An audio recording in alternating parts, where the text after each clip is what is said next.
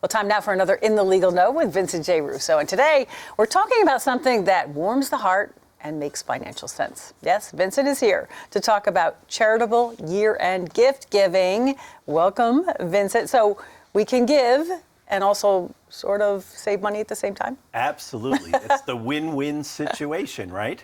What can be better than helping other people and also saving some tax money? So that's what we're going to focus in on today. Okay, so what makes a donation tax deductible? Okay, so we're going to keep it very simple up front, which is I'm very sorry. Oh, somebody has a question for you. Yeah, someone's asking me. Santa calling. Well, never had that happen before. So sorry. So making a gift to a charity, but now you have to make sure the charity is a 501c3 charity. So that's the key. And you can't give it to your friend Charlie and get a tax deduction. Okay. So what types of donations qualify then? Okay. So we start with the first one, cash, right? Cash donations, writing out a check to a charity. Then there are non-cash donations.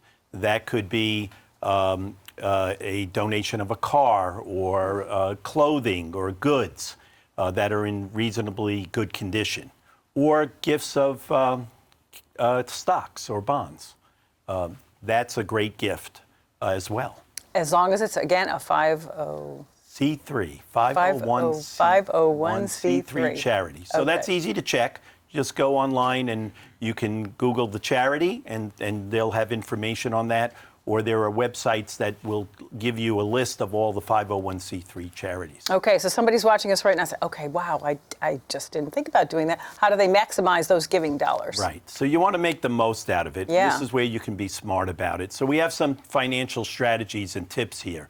So the first one, donating stock or appreciated assets. The beauty of that is that when you have a stock that's gone up in value, and if you sell it, you have a capital gains tax. This avoids the payment of the capital gains tax. You get a deduction at the fair market value of the stock. Bunching donations. This is where you take a number of donations you want to make and do it all in the same year so that you get the largest amount to be able to deduct. And so that has to do with making sure that you can deduct these donations. You have to itemize your deductions on your tax return. So bunching them helps do that. Giving to a donor-advised funds or charitable trust. These are where someone's going to make more significant gifting, and there's benefits to doing it. With a donor-advised fund, you have more flexibility in that you give the money to this advised fund, and then later you can decide who gets the money, and it grows tax deferred. Or charitable trusts allow you to keep some income from the trust, but also help the charity. And then IRAs. IRAs are subject generally to income taxation. So it's a way of avoiding having to pay tax on your IRA. Some people may be a little surprised by that. So you can give to a charity from your IRA. Right. And that's one of the really great strategies right now. It's called a qualified charitable distribution. And so this is where you take your IRA money out and it goes directly to the charity. So let's look at some of the benefits of doing that. First, there's a tax benefit. By taking the money out of your IRA, you're avoiding paying the income tax on that money, and you avoid reporting that income on your tax return, and that lowers your adjusted gross income. Mm-hmm. And that can help save some Social Security that's taxed for older people, or someone's trying to get on qualify for a certain benefit. Lower AGI, adjusted gross income, is good. You don't have to itemize your charitable deductions. So this is interesting. If you have a standard deduction for a single individual, it's $14,600. Married couple, double that amount. So if you have a standard deduction you take on your tax return, you don't get a benefit from giving to the charity. But if you itemize your deductions, meaning you're going to take the higher amount now, it's bigger than the standard deduction, now the charitable donations count. So this is a way of avoiding that whole discussion. You immediately get a deduction for, you immediately get the benefit of that because you don't have to itemize your deductions. Okay. So when you give from a IRA to a charity, you don't get a tax deduction, but you're able to pull the money out without paying income tax. Then you get the people who have to take what's called a required minimum distribution, age 73. So someone's 73 or older, they got to take money out of their IRA every year. Mm-hmm.